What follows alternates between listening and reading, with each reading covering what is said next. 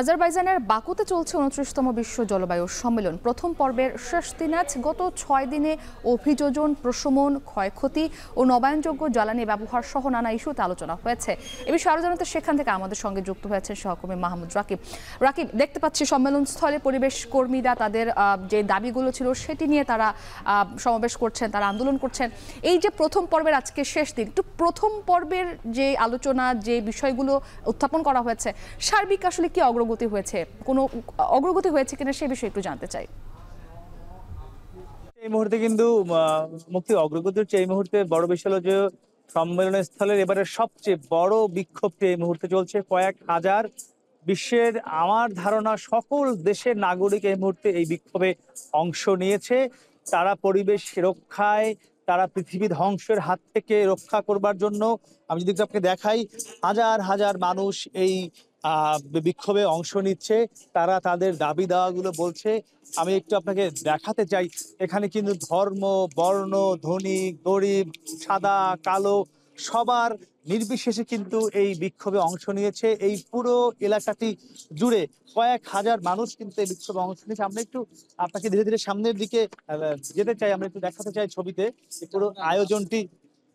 দেখবেন যে এখানে কেউ গ্যাসের কথা বলছে, কেউ বলছে যে গাছ কাটা যাবে না, কেউ ক্লাইমেট জাস্টিসের কথা বলছে তাদের আন্দোলনে, কেউ বলছে যে পুরো পৃথিবী জুড়ে বিভিন্ন দেশে যুদ্ধ চলছে, সে যুদ্ধের অবসান চাচ্ছেন কেউ, কেউ গণহত্যার অবসান চাচ্ছেন।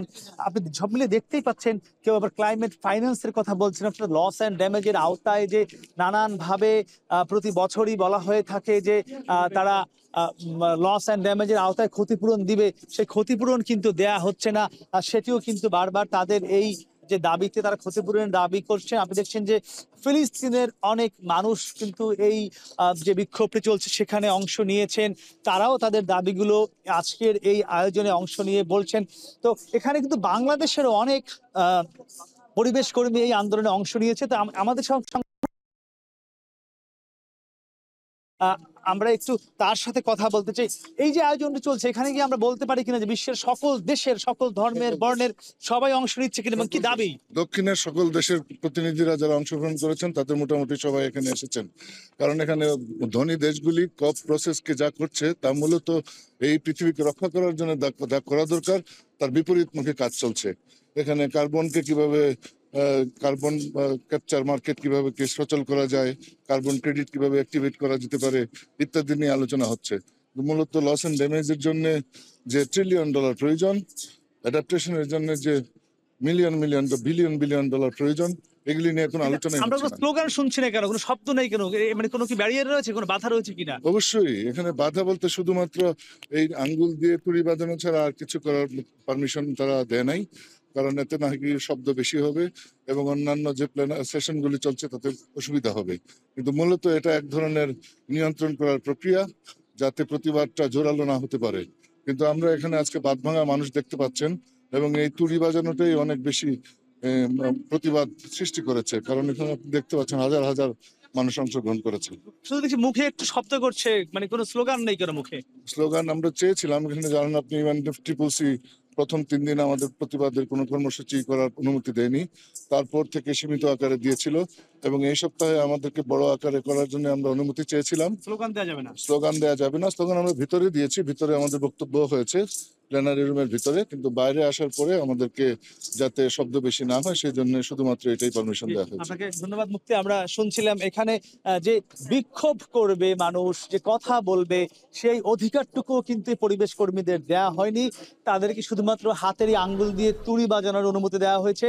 আর আপনি দেখতে পাচ্ছেন না, শুনতে পাচ্ছেন, হালকা করে মুখে একটা শব্দ করতে দেওয়ার অনুমতি দেওয়া হয়েছে।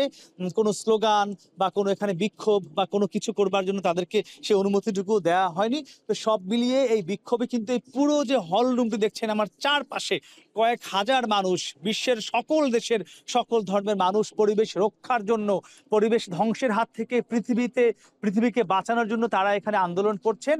কিন্তু বিশ্ব মোড়ল্লা কিন্তু তাদের এই আন্দোলনটুকু করবার জন্যও যে অনুমতি, মানে একদম বলা হয় যে শতভাগ স্বাধীনতা, সেটিও কিন্তু কেড়ে নিয়েছে।